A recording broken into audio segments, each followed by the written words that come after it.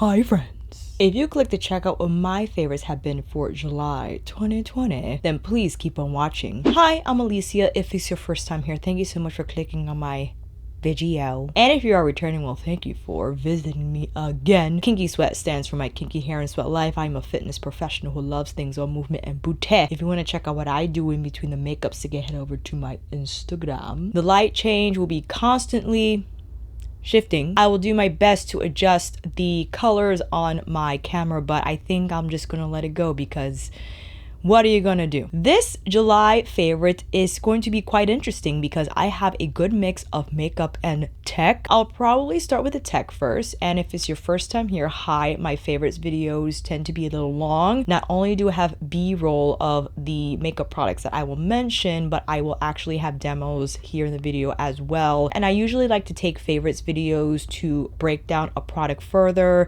if I had uploaded a first impressions of that product, just to provide a little more insight. I mean, I know I could do that in a get ready with me, but I didn't film a get ready with me, forgive me. With that said, I most definitely have to start off with the number one, well, it's hard to pick favorites. One of my tech favorites for the month is my new camera. I decided to get a Sony a6400 with a Sigma 16mm lens. I went through a lot of options. I was going between Sony, I was going between Canon, and I do have a Canon. Let me get her because she's very special to me. For the past 5 years and something months, I've been using the Canon G7X. You will see this camera used for a lot of my videos for the last 5 years. And that time ago, this was my first major upgrade. I bought this camera with my old MacBook Pro 13-inch, and I used credit for that big purchase. And I'm really happy to say for all the upgrades that I made, it was all paid in cash. So that was a favorite financially for me. I still have credit card bills to pay from bad decisions years past, but I'm really happy to say that I buckled down on my saving. I stayed on course and really wanted to make a significant upgrade in my content, in what camera I use and with laptop I use and the mic I use. I love my Canon still. I'm keeping her because if I have to vlog, or actually I still use this to take my thumbnails. Some people sell their equipment, but I like to keep mine because you just never know. And yeah, I decided to get the Sony 6400. It was between this and the 6600, but I decided against it because I feel that camera is more appropriate for like more heavy duty cinematic style filming for major projects like that. And also the fact that it has, yes, a better battery life. I'm not going to be carrying this around. I'm not going to be on field. So I got a dummy battery that's just plugged into my outlet, and the camera just stays charged indefinitely until I'm done. That's why I decided to go with the 6400, because 6600 is like, you know, $400 to $500 more. And for that much money, I was just like, I don't need all of that. I just need that quick autofocus, which was something I was struggling with my Canon, as well as the recording time. Canons are notorious for cutting off at like 30 minutes or less, and I always had to keep an eye on the timer while I was recording. So that put me like in a headspace of like, I wanted to just focus on presenting versus having to worry about my timing as well. Always great to be time efficient, but it's just nice I could record indefinitely on this until of course my memory card is full. But I got like a 128 gig, so that is like 5 hours of time. And with the mic also, it just makes everything so seamless. I have a Rode VideoMic Pro Plus, which turns on when the camera turns on, and that is like so helpful. There is no, oh my gosh, I forgot to put on the mic, so the audio is shot for the entire footage. I'm really happy with this purchase, and I love the Sigma 16mm because it blurs out the background but gives me a wider shot without me having to be far away, because I'm relatively close to the camera, friends. I'm actually very close. I'm on the edge of my bed, the camera's on the window. I don't need to be super far to get this wide shot, and that's what the lens does, as well as blur out the background, because I'm not crazy about my background. I know it doesn't have to be fancy, it's all about the content, I know, but it just gives a nice effect. You know what I mean? It helps. It definitely helps. In addition, In addition, my spec MacBook Pro 16-inch. I was playing between this and a desktop. Apple is in the works of creating their own Intel, so I'm like, okay, maybe I should wait on the desktop if they're gonna have their own Intel, which will be sickening. But I decided with the MacBook Pro with some adjustments. So I use Final Cut Pro as my editing software, and the way the program is now designed, it relies on a dedicated graphics card versus storage. So I upped the graphics card. It's an 8 gig graphics card. I upped the memory because I'm running a bunch of applications at once. So I upped it to 32 RAM. Okay, and there's 1 terabyte of storage on here that already came with the base model. So I just changed those specs and I'm so happy with it. I love the keyboard. I just love everything about it. The speakers are outrageously better. And I know it's big, but I like that. It's better for my eyes. I just have more room and I could just take this as is. I don't think you understand. My little MacBook Pro 13 has been through a lot. The top plate broke. I had to get a separate keyboard. I then had to get a separate mouse. So anytime I traveled or had to bring my laptop with me, I had to bring all those things with it too. And it just made traveling with it a hindrance. It really did. Now I just have that baby. I could just bring it with me.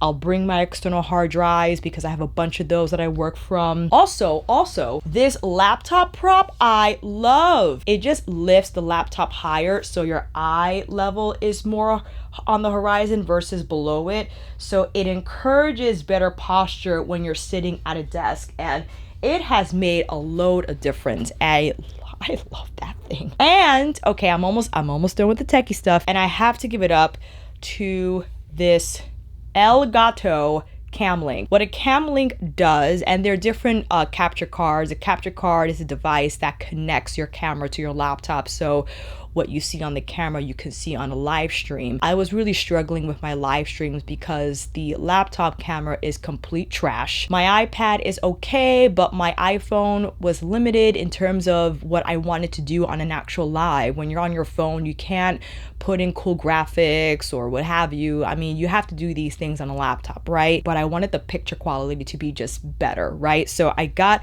a Camlink, and basically this connects the camera DSLR to your laptop.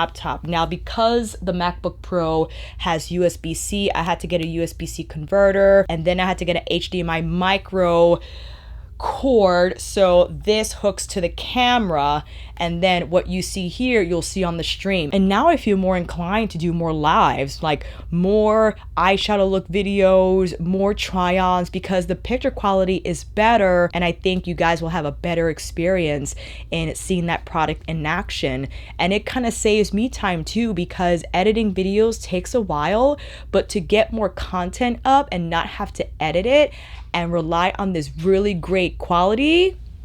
So be ready to see more live videos with eyeshadow palette multi-look videos.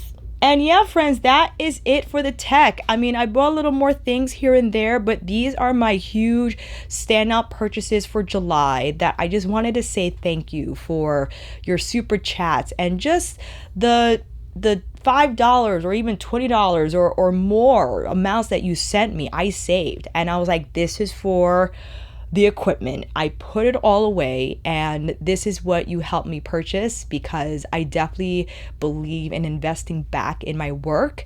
And I had to take a step back and say, hey, you can still buy new makeup and you can do reviews, or you could take a break from that for a little while, buy the stuff that you really love and really want to review versus what you think people will want you to review. And I made sure I saved that money and invested back in my channel to improve your experience, because I think you deserve it since you believed in me from the very beginning, and I want to give you guys the very best. Yes, the next upgrade won't happen in a while. Of course, I will love all my videos to look like Desi Perkins videos. I know I'm not there yet, and it's okay, because again, I'm just not there on my journey, right? So I think this is a great upgrade. I think this is a great place on my YouTube timeline. And again, I just wanted to thank you guys for your support and for helping me with that. And hopefully you can see whatever contributions you made, that they definitely were well appreciated and well spent. So thank you all so very much. All right, some hair care. I've been using the same hair care for quite some time because I just get in a rut.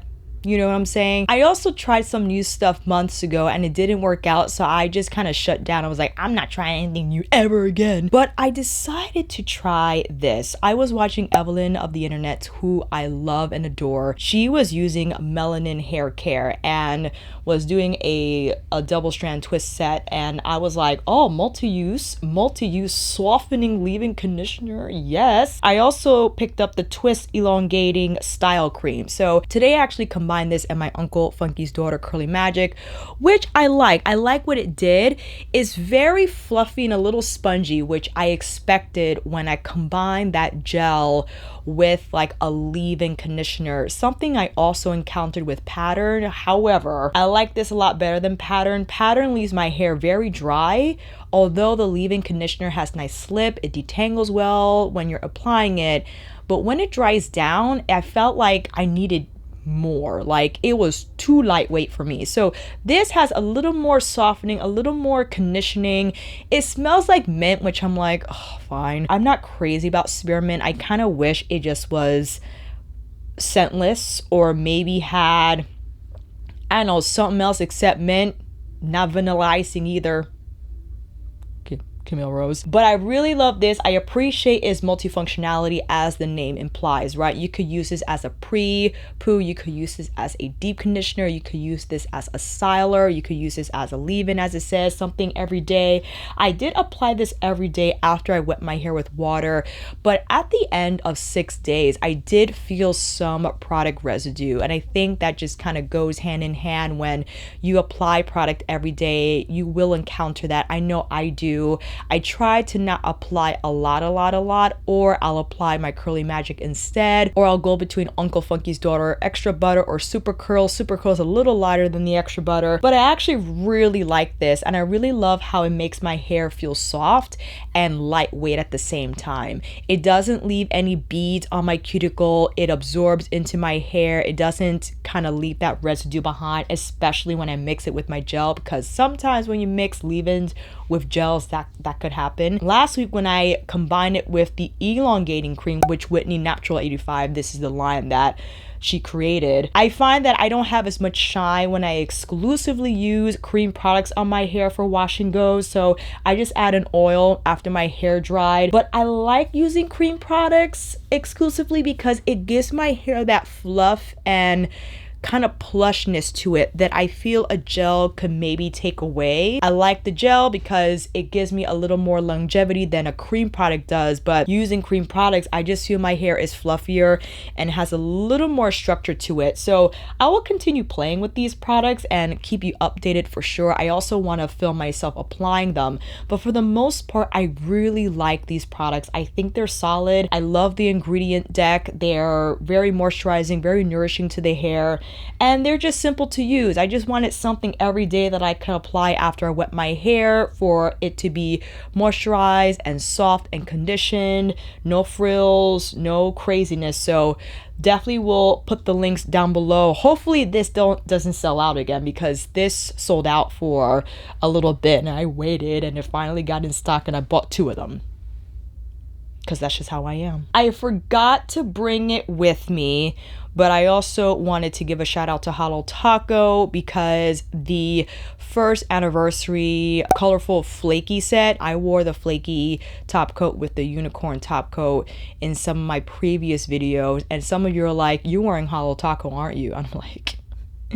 how did you know? Shout out to Christine for making an amazing product. That stuff dazzles and it has such great shine, and the pieces, I mean, the reflectivity is just amazing. It's like I was wearing jewels on my nails, and it was nail polish, and I'm still floored. Today I went with Pop Polish. This is their pastel cream set. I will put the names down below. This is just how I am. I can go super holographic, unicorn skin, crazy reflectivity, and then I go cream. I go cream because I'm like, I'm feeling like I was like this and I'm like this. So can't get enough of the pastel creams from Pop Polish. I mean, unfortunately, Not unfortunately, but these are like 3 to 4 quarters because of, I think, the formula. And to get this particular color, you definitely have to put on the layers, which if you're not happy about or don't want to do, then maybe this is not a great polish for you. I don't mind doing it because the outcome is phenomenally gorgeous. So that's what I choose to do. But I will put Holo Taco and Pop Polish down below. But let's get into this makeup, yeah, friends? And with that said, why don't you come in a little closer? That's enough. Perhaps my standout foundation pick for July. Now, Chantecaille's Future Skin is outrageously beautiful. I had spoken about it in their most recent birthday sale that I think might still be going on. But there is one product that I used this month that really just outshines, and I'm going to go on a limb saying this, outshines all the foundations that I have in my collection. I spoke about this briefly, I think, in a live, and I did film a dedicated video using this brand with my old camera, so I'm contemplating if I should even still upload it or just film it again. But it is the Suqqu Extra Rich Glow foundation. I saw this foundation spoken about on a Suqqu live on IG with one of the Suqqu product developers, as well as a makeup artist that heavily uses Suqqu. I can't even explain just how beautifully this foundation applies, how it sets, and how it wears. It's like applying butter on my skin. And the name Extra Rich Glow scared me at first. I saw it initially, thought this wasn't going to be for me. It was going to be too dewy, too heavy. No, the way this foundation applies, and you see I applied it with the BK Beauty 101 contour brush, which I absolutely love, but to tackle my hyperpigmentation, I went in with the 108, and I love this little brush to just stipple it on so it's more lighter in coverage, but it's still going to provide the right amount of coverage to blur the imperfections and not look heavy on the skin, which is why I love to use a longer bristle synthetic brush for that purpose. And the way it just melts into the skin, and the color I thought was going to be way too warm, but it works out. It just gives me the perfect amount of warmth. It's like I got self tanner right, and I picked the right shade, and it was a great formula. It gives me that lit from within glow without feeling greasy or heavy on the skin, and the way it dries down, it just makes my skin look absolutely buttery smooth. And it is made in Japan, and I'm telling you, friends, whenever it comes to Japan made products, I just cannot get enough. So I followed suit and used the Shiseido liquid concealer in 303 with a smaller BK Beauty eyeshadow brush, actually, to tackle the deeper pigmented scars on my face. Again, still being lightweight in texture and not applying too much. I hit around my nose and between my eyebrows just to buff away that extra product. Then I went in, which I consider another favorite, is the Armani Luminous Silk Concealer with the Power Fabric. So the Power Fabric is a long standing favorite that I have often mentioned on my channel, but I appreciate the Power Fabric because it has a little more coverage than the Luminous Silk, but I like the Luminous Silk texture on the greater under eye area because it has that luminous effect as the name implies, but it looks so skin-like in finish. It just reflects light in a beautiful way and brightens without looking artificial. So tapped a little bit of the Power Fabric in number 6 on the inner corner, and then I used the 108, which I've been loving to buff away my concealer because the longer bristles just whisk the product in a way that makes the blend look airbrush. And I could use a tighter pack kabuki brush, but I like the 108 for concealer and also for foundation and target areas because the airbrushed effect and the lightweight nature of the application I think should not be overlooked, especially with concealer. And the way these two concealers work together, they were just flawlessly beautiful, and I loved how my under eyes looked. They looked brightened without looking heavy or cakey. It was just the right amount of contrast to look natural but to still add dimension at the same time. So with the Armani Luminous Silk and the Suqqu this month, oh my goodness me.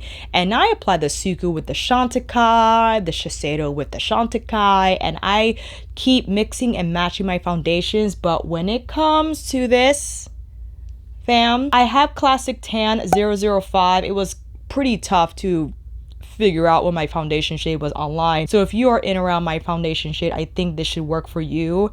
It's tough to find. I don't know if Selfridges got more, but they are introducing a new formula in the fall. So if you want to hold off and see what that formula can present, I totally understand. But man, I mean, look at the skin. Even with what's going on here, like buttery smooth. And this photo I took when I used the Suqqu, my skin, I can't. It just looks blurred and perfected. And I did not use Facetune. Okay, it is absolutely flawlessly gorgeous. Gorgeous. My favorite highlight of the month has to go to the Chantecaille liquid Lumière. I told people for the Chantecaille sale, several of you, is a little overwhelming because I presented so many favors, but if there was one thing you had to get, it had to be this. When I apply this on my skin, the luminosity and lit from within effect is outrageous. I still can't get over it, and I just love how it melts into my skin. It is foolproof to apply and just looks gorgeous on the cheekbones on its own, or when I apply my next favorite, the Danessa, the Lightwork palette. I had this palette on in our most recent Behind the Beauty episode with Chelsea and Nikki Posley. And all of you are like, what is on your cheekbone? I'm like, it's a Danessa. But I applied the Chantecaille first, and then I applied Danessa's Lightwork afterwards. And the combination, friends, is just perfect. I mean, there's nothing else I need. There is no other highlighter combination I need. And I know that's BS because someone else is going to come along and be like, oh my God, I need it. But I have to tell you, my highlighter game so far has been on lock. It can't get better than this. I don't know if it can. It could. But right now though, what's happening right now is amazing. And I just love how they all work together. The Chantecaille Liquid Lumière is amazingly smooth and just silky in texture, easy to apply. And the Lightwork palette, the powders are so smooth and the shine on them is outrageously beautiful. Now, this is a lot for one person. I think this is more pro user appropriate.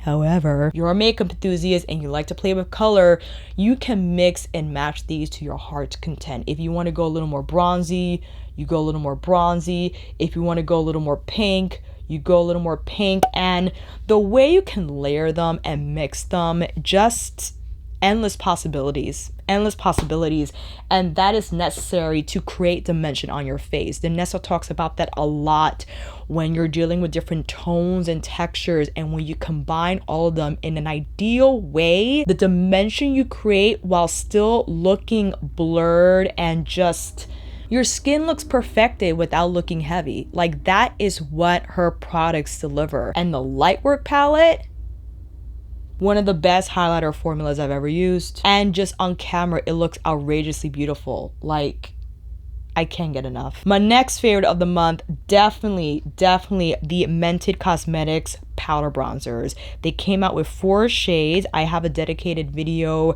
swatching these, also comparing them to my other bronzers in my collection.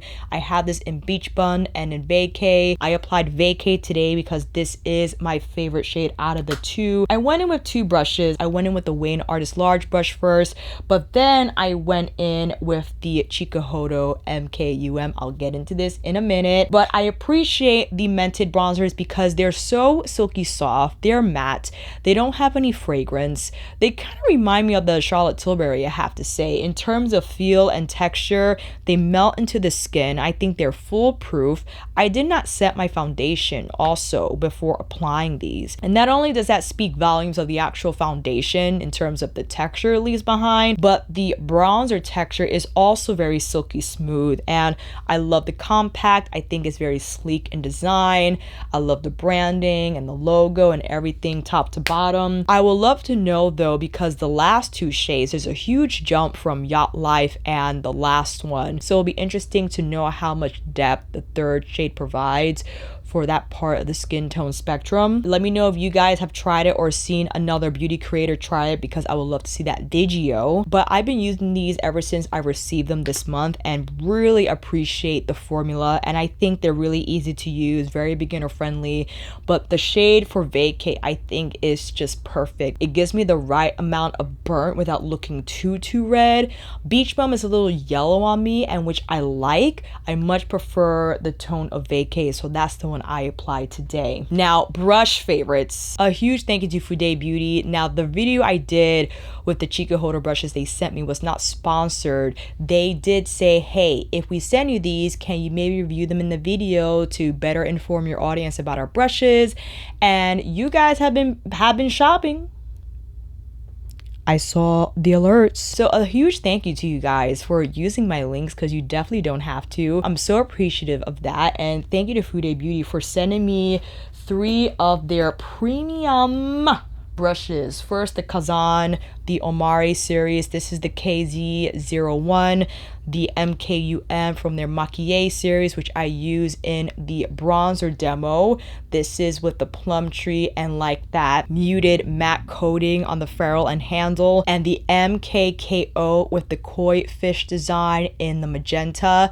These 3 brushes, I mean, if you want to talk about exquisite tree, I use the KZ01 to buff in my Pat McGrath pressed powder all over my skin, and the way this brush just moves, I mean, I don't know if you can see that. It is so soft and just, oh my gosh. And again, my new tech definitely inspired me, motivated, told me you cannot buy new tech and brushes, Alicia. It has to be one or the other. So I definitely want to save and get the whole set, because the Omari set just, it looks so beautiful, it hurts. It really does. So let's talk about eyeshadow. Now, there are 2 standout palettes I wanted to talk about for this month. Now, the Kristi palette, this was quite the event in buying this palette online. I want to come back on here and do 4 more looks, but this is the 18 pan palette. You got 9 on the colorful side and you got 9 on the wearable side, and I actually really like this because of the fact that you have both and it's compact. Now, these are pressed pigments, and the matte formula is a little more intense than, let's say, the Wayne Goss palette. So you have like 2 ends of the spectrum here. You have like the heavy duty, like the melt matte type of experience, and you have like the low-key soft shadow experience. Now, I wanted to talk about both palettes because I feel they cater to different parts of the eyeshadow audience, and the Kristi palette I think is suitable for that person who loves to use color, who likes to pat down shadow and not blend swirly twirly, that appreciates the fact that you have the wearable shades as well as the fun color shades. And I think because of that reason, it makes it very travel friendly. And again, we're not going anywhere, but when we do, if you want to do something crazy fun, you have that option, right? Whether you want to cover your whole lid with Garden State or just do a wing liner with Garden State. You know what I'm saying? The Wayne. Many of you had expressed your disappointment in me in saying that the brown added intensity, and you were like, no, it doesn't, Alicia. There is no intensity in that brown. I'm like, okay, friend. I believe bias is created with preference, right? Preference influences what you expect from a product or what you want from a product. I didn't want to make the same mistake again I did with the lipstick collection, right? I know I have a right to share my opinion about a product, but again, my preference in regards to the lipsticks are beigey brown nudes. Now, when Wayne presented his collection as nude pinks and peaches, or he wanted to present colors he thought fundamental to one's lipstick collection, I expected more of the beiges and the browns, didn't get that, and I didn't really appreciate the collection, right? So that was my stance on it versus someone else's review who loves pinks and peaches, who those colors look beautiful on, they're gonna love them, right? Okay, I made sure I understood where he was coming from when he created these shadows. He stressed the fact that he wanted these shadows to be mature lid friendly. He stressed the ease of use, that he wanted to take the thinking out of an eyeshadow palette, that you open it and you're like, okay, I know what to do. It's gonna be easy. The blending is gonna be seamless and we're gonna be done. When it comes to mature lids, these shades have to be lightweight and soft by nature. If they're too creamy, like a Pat McGrath metallic shade, which you know, okay, I absolutely love, one of my most favorite metallic formulas, okay? But because they are so creamy, they could accentuate texture on the lids, and if you have mature lids, it's not going to be a great combination. Okay, it's going to be too much texture, and despite how creamy and opaque they are, they're not going to look great on a more mature lid, right?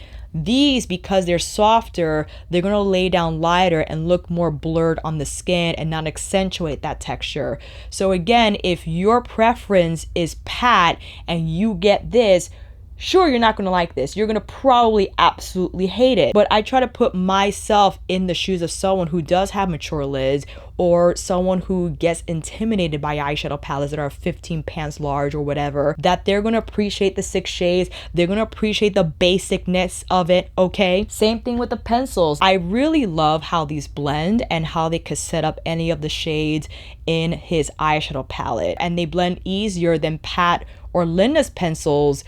But Pat and Linda's pencils have more longevity, right? So if you want to get that silky, creamy blend, you might be sacrificing longevity. Now, I did say that they set in my initial impressions video because the texture felt like it does set somewhat. They do set, but they won't last as long as like a Pat pencil or a Linda pencil, right? But again, you got that blend, which I really love, and you could actually wear these by themselves and create that beautiful, smoky, 90s inspired eye. And when I hop back into my Kevyn Aucoin Making Faces book, there's this makeup look he did on Julia Roberts that I wanted to replicate so bad. I wanted to replicate this so bad back in the day, and I just didn't know how. The pencil that I had did not do what Kevyn Aucoin wanted the pencil to do, okay? But the pencil that Wayne created is exactly what Kevyn Aucoin wanted from that application. So I could finally now create that Julia Roberts look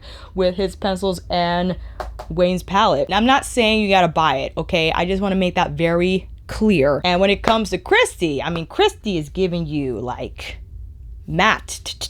2 more eye favorites, and then we'll just do a quick demo. The Sydney Grace Christmas in July sale was just outrageously good. I think I would have uploaded my Sydney Grace video by now, but the creams, these suckers are rude, let me just say. I cannot stand how beautifully rich, creamy, and just gorgeously shiny.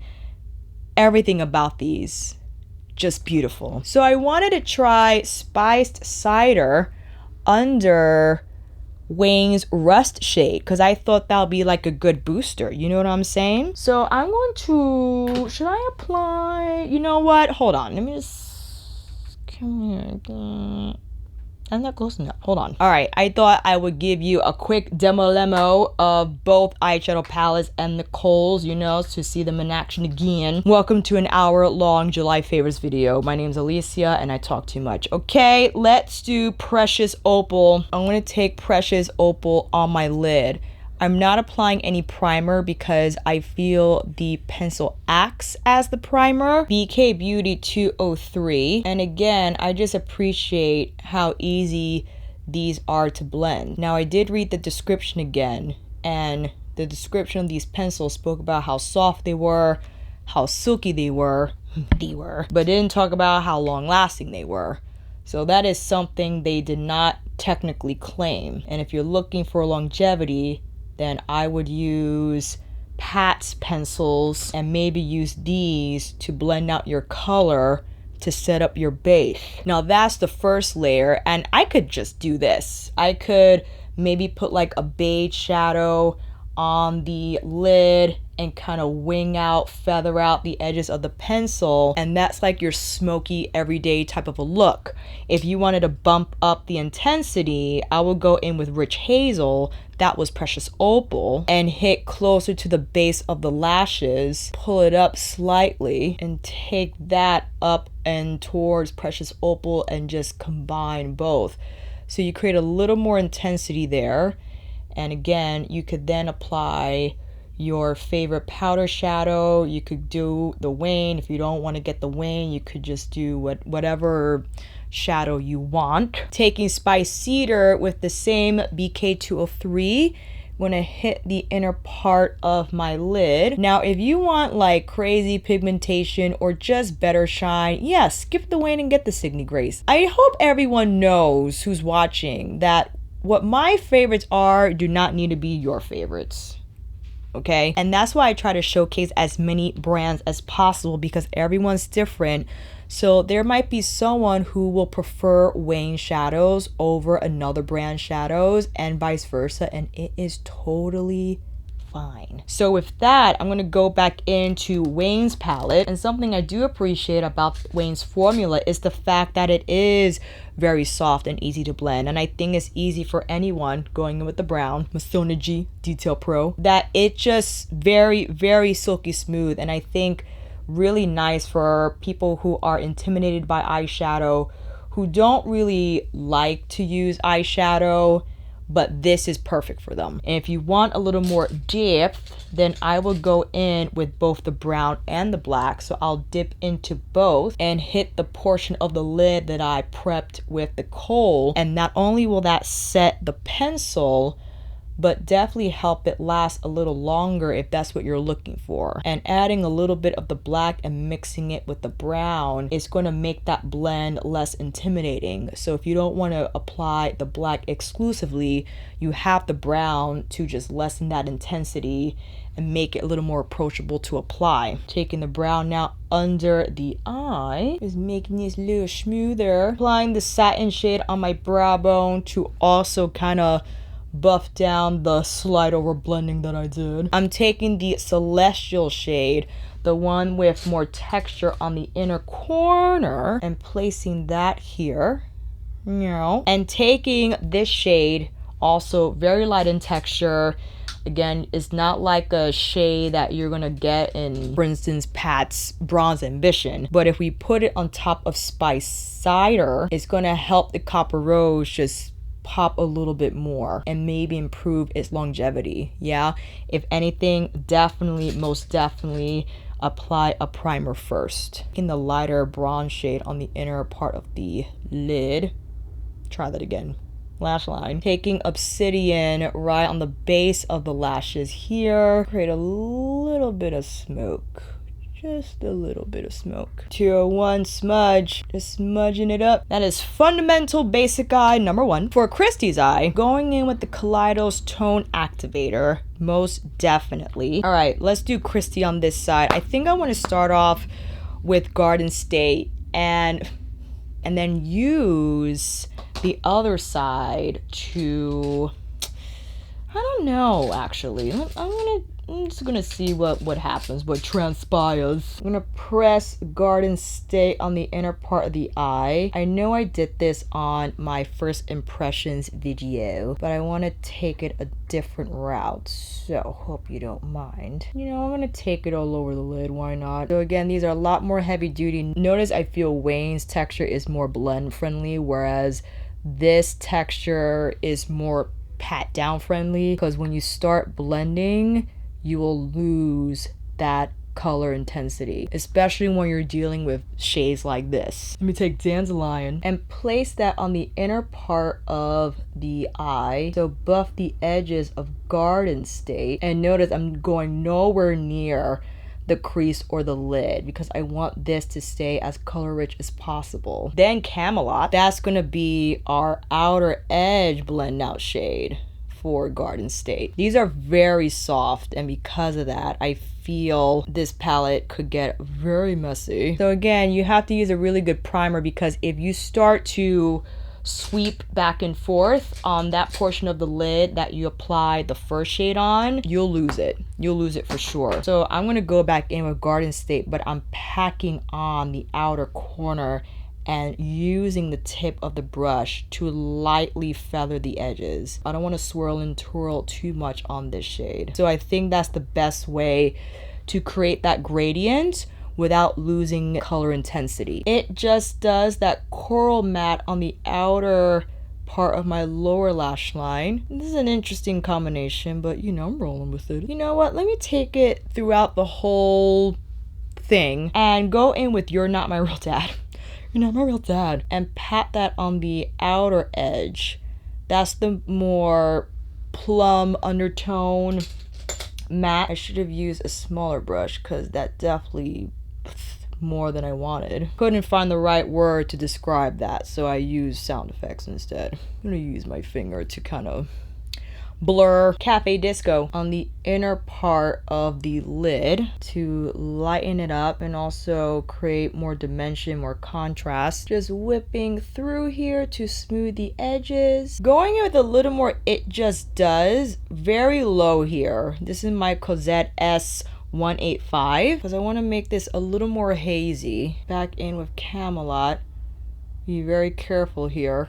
Okay, and perhaps my ultra standout, Pat's Dark Star Mascara. Pat and her team were so kind to send this to me in PR. I've been using it all month. I haven't used Fetish Eyes in quite some time, but a lot of the comparison reviews that I saw, the general consensus was that Dark Star gives you what Fetish Eyes can in like 1 coat versus 3. And I have to agree, from remembering what the experience with Fetish Eyes was like, Dark Star delivers that plush, voluminous effect quite away. And I appreciate though the flutteriness in addition to the voluminous texture of the mascara. And I like to hit the base of my lashes first before I start to stroke the brush through the lashes. And you get a lot of product, but I love how it doesn't goop up the lashes. I'm switching mirrors because for some reason I do better with a smaller mirror. My application is better too. I don't know why. I can't figure it out. And I press my lashes against the brush so it could create a little more curl. My one gripe, despite how it is a favorite, I do wish it had more curl because that's why no matter what mascara I use, I always have to use a curler first. And unfortunately, the lower lashes do transfer on me, but so did my L'Oreal waterproof. And I'm like, okay, if a waterproof mascara is gonna still transfer on my lower lashes or from lower lashes to skin, then there's not much I can do. We get under here. And an old favorite, I think I mentioned before, but I've just been using this non-stop this month, is the Chantecaille Lip Cheek from the Hummingbird collection in Honeysuckle. This is essential. It's like a lip balm, but it has a little bit of pink tint to it. But my lips, but shinier and juicier. And here is a wide shot of both eyes and just everything on the skin with all the favorites that I spoke about in this video. I would love to know what your favorites have been for the month of July and some fails. You know what I'm saying? Guess I don't have as many fails because I haven't been trying as much. And anytime I present something as a fail, like I'm sure you all feel the Wayne Goss eyeshadow collection is a fail. I understand why you feel that way. But again, I wanted to take myself out of it and just be as neutral as possible in presenting you what I thought his intention was with the palette and his pencils. The same thing with Kristi, right? And I wanted to use them as prime examples of just how different people's eyeshadow preferences can be, how different her preferences are and how different his preferences are, and they will align with a different part of the audience. And it doesn't mean that either is wrong or right. That's just what people like. Some people like both, some people can't stand either. I find myself in the middle, and I'm always happy to adjust and kind of learn what that person's intention is and what they want the audience to experience from their collection as well. I would love to know what your favorites have been, or maybe you don't have any favorites and you have been using old favorites this month that you forgot that you loved, and here we are using them again. And that, my friends, is a wrap. Thank you all so much for watching. I hope this video helped, and if you like this video, please give it a thumbs up and maybe consider subscribing to my channel. And until then, I'll see you on here again with another review, tutorial, first impression, monthly favorites, aka makeup sharing overload, or nightly live chit chat. Take care, and I will see you again soon.